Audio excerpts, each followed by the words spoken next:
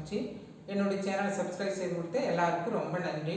இன்றைக்கி நாம் என்ன ரெசிபி பண்ணுறோன்னு பார்த்தீங்கன்னா, ராகி மாவு வச்சு ராகி களி தான் செய்ய போகிறோங்க. அது நம்ம குக்கரில் செய்ய போகிறோம். குக்கரில் நம்ம செஞ்சு பழகிட்டோன்னு வச்சுக்கோங்களேன், நம்ம வந்து வாரத்துக்கு 3 தடவையோ நமக்கு நினச்ச நேரமெல்லாம் இந்த களி செஞ்சு சாப்பிட்டுக்கலாங்க. வாங்க அது எப்படி செய்யுதுன்னு பார்க்கலாம்.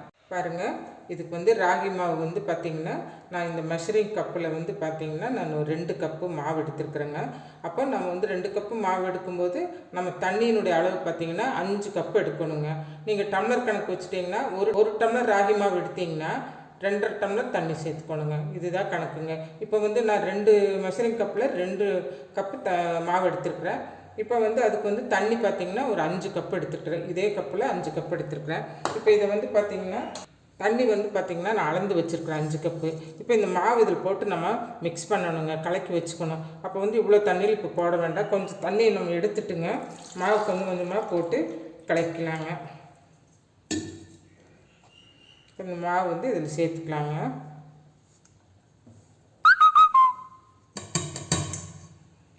சேர்த்துட்டுங்க இந்த மாதிரி ஒரு விஸ்க் வச்சு கட்டிடலாம், கலக்கலாங்க. அப்படி இல்லை அப்படின்னா நீங்கள் வந்து வேறு ஏதாவது வச்சு நீங்கள் கட்டிடலாம், இப்படி கலக்கிக்கோங்க. பாருங்கள், இந்த விஸ்கு வச்சு கலக்கும்போதே உங்களுக்கு வந்து கட்டியே விழுகாதுங்க. பாருங்கள், இப்போ நம்ம 5 கப்பு தண்ணியில் வந்து நான் கொஞ்சம் எடுத்து வச்சுட்டு தான் இப்போ இது கலக்கிட்டு இருக்கிறேங்க, கட்டை இல்லாமல். பாருங்கள், கட்டி இல்லாமல் நம்ம கலந்தாச்சுங்க. இப்போ இந்த 5 கப்பு தண்ணியுமே நம்ம இது கூட சேர்த்துக்கலாங்க. எடுத்து வச்சு இல்லைங்களா, 5 கப்பு தண்ணியில் கொஞ்சம் எடுத்து வச்சுட்டு தான் நம்ம மாவு போட்டு கலக்கியிருக்கிறோம். இப்போ பாக்கி தண்ணியை நம்ம இது கூட மிக்ஸ் பண்ணிக்கலாங்க. டேஸ்ட்டுக்காக வேண்டி கொஞ்சம் உப்பு சேர்த்துக்கலாங்க, ஒரு 1/2 ஸ்பூன் உப்பு சேர்த்துக்கலாங்க. இப்போ அடுப்பில் மீடியம் ஃப்ளேமில் வச்சுக்கலாங்க. வச்சது கட்டி விழுந்துருங்க. பாருங்கள், நான் மீடியம் ஃப்ளேமில் தான் வச்சுருக்கிறேன். நம்ம கலக்க அப்படியே கட்டி சேர்ந்துட்டே வருங்க. நம்ம கட்டி விழுகாமல் கலந்துட்டுருக்கணுங்க.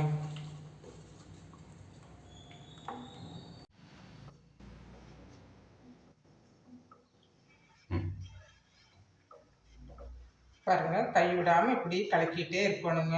கலக்கினா தான் உங்களுக்கு வந்து கட்டி விழுகாதுங்க. நம்ம எடுத்துட்டோன்னா சீக்கிரமாக கட்டி விழுந்துருங்க. நம்ம கை விடாமல் இப்படியே கலக்கிட்டே இருக்கணுங்க.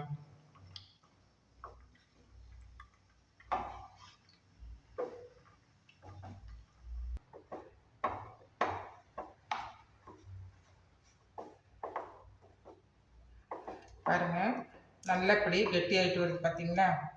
சின்ன சின்ன கட்டிகள் இருக்குங்க, இருந்தாலும் நம்ம வந்து அதை அப்படியே கலக்க அந்த கட்டிகள்லாம் உடஞ்சிருங்க.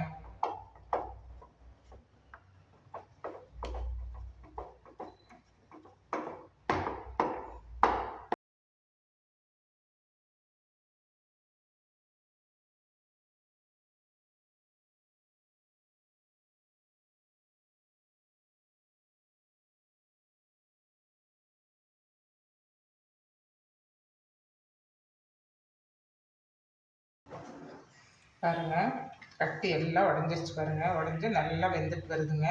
இன்னொரு 5 நிமிஷம் இது வேகட்டுங்க. வெந்த பின்னாடி நம்ம இதை குக்கருக்கு மாற்றிக்கலாங்க. பாருங்கள், போதுங்க. இனி இதை எடுத்து நம்ம என்ன பண்ணலாங்க, தண்ணி வற்றிடுச்சு இல்லைங்களா. இப்போ வந்து நம்ம இந்த குக்கரில் மாற்றிக்கலாங்க. நம்ம இந்த ஓரமாக இருக்கிறதெல்லாம் எடுத்து விட்டுட்டு நம்ம இதை அப்படியே குக்கருக்கு மாற்றிக்கலாங்க. குக்கரில் வந்து பார்த்தீங்கன்னா இந்த மாதிரி ஒரு புதிர் இருந்துச்சுன்னா புதிர் போட்டுக்கோங்க.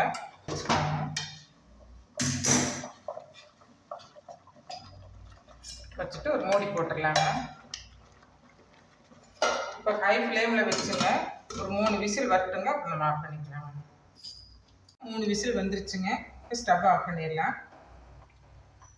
இப்படி 10 நிமிஷம் இப்படியே இருக்கட்டுங்க. தானாக ஸ்டீம் எல்லாம் அடங்கினதுக்கப்புறம் அப்புறம் நம்ம ஓப்பன் பண்ணி பார்க்கலாங்க. பாருங்கள், ஸ்டீம் எல்லாம் போயிடுச்சுங்க. இப்போ எப்படி இருக்குன்னு பார்க்கலாங்க. பாருங்கள், சூப்பராக வந்துருச்சுங்க. இப்படி தான் இருக்குங்க. இன்னைக்கு இது வெளியே வச்சு ஆறுச்சுன்னா நம்ம உருண்டை பிடிச்சிக்கலாங்க. இது ஆறணுங்க. பாருங்கள், களி ரெடி ஆகிடுச்சுங்க. இப்போ இதை எடுத்து நம்ம பாத்திரத்தில் போட்டுக்கலாங்க. ஒரு கப்பில் போட்டுட்டு நம்ம உருண்டை பிடிச்சிக்கலாங்க.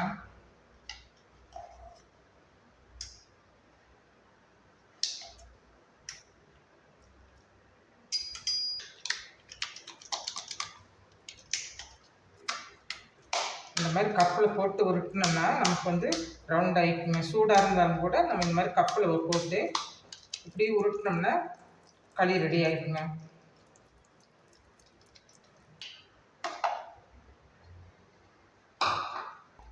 பாருங்க, களி சூப்பராக ரெடி ஆயிடுச்சுங்க.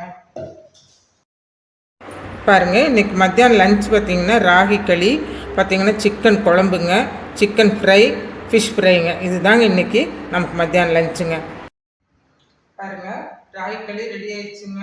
ரொம்ப சூப்பராக இருக்குது, ரொம்ப ஸ்மூத்தாக, ரொம்ப நல்லா இருக்குதுங்க. இனி உங்களுக்கு கொஞ்சம் ஹார்டாக வேணும்னு நினச்சிங்கன்னா 2 டம்ளர் தண்ணி வச்சுக்கோங்க.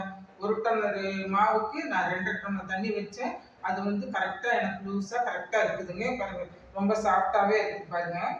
உங்களுக்கு வந்து கொஞ்சம் ஹார்டாக வேணும்னீங்கன்னா நீங்கள் ஒரு 2 டம்ளர் தண்ணி வச்சுக்கோங்க. 1 டம்ளர் மாவுக்கு 2 டம்ளர் தண்ணி வச்சுட்டிங்கன்னா கரெக்டாக இருக்கும். இதே அளவோடு செஞ்சு பாருங்க.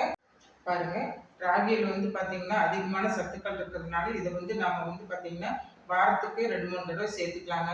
ஒன்று வந்து பார்த்தீங்கன்னா இந்த மாதிரி களி செஞ்சு சாப்பிட்டுக்கலாம், இல்லைன்னா கூழா கூட செஞ்சுக்கலாம். பாருங்க, இந்த மாதிரி களி செஞ்சு வச்சு தண்ணி ஊற்றி வச்சு காலையில் வந்து மோரில் கலந்து குடிச்சு அது கூழாயிடுங்க. அப்படி சாப்பிடலாம். ஃப்ரிட்ஜில் வச்சு சாப்பிட்றது ஒரு சிலர் சேரலை அப்படின்னா நீங்கள் வந்து வெளியவே வச்சு கூட காலையில் எழுந்திரிச்சு தண்ணி ஊற்றி அப்புறம் அதுக்கு மோர் ஊற்றி கூட சாப்பிட்டுக்கலாம். ரொம்ப நல்லா இருக்குங்க. பாருங்க, இதே அளவுகளோடு செஞ்சு பாருங்க, ரொம்ப சூப்பரா இருக்குங்க. நீ உங்களுக்கு பார்த்தீங்கன்னா அடிக்கடி செய்யறதுக்கு வந்து சிரமமாவே தெரியாதுங்க. இதே அளவுகளோடு செஞ்சு பாருங்க. இந்த வீடியோ பிடிச்சதுன்னா இந்த வீடியோக்கு லைக் பண்ணுங்க, ஷேர் பண்ணுங்க. பாவி ஃபுட் சேனலை சப்ஸ்கிரைப் பண்ணாம பார்க்குறவங்க சப்ஸ்கிரைப் பண்ணிட்டு பாருங்க. மீண்டும் ஒரு புதிய வீடியோவில் சந்திப்போம். நன்றி, வணக்கம்.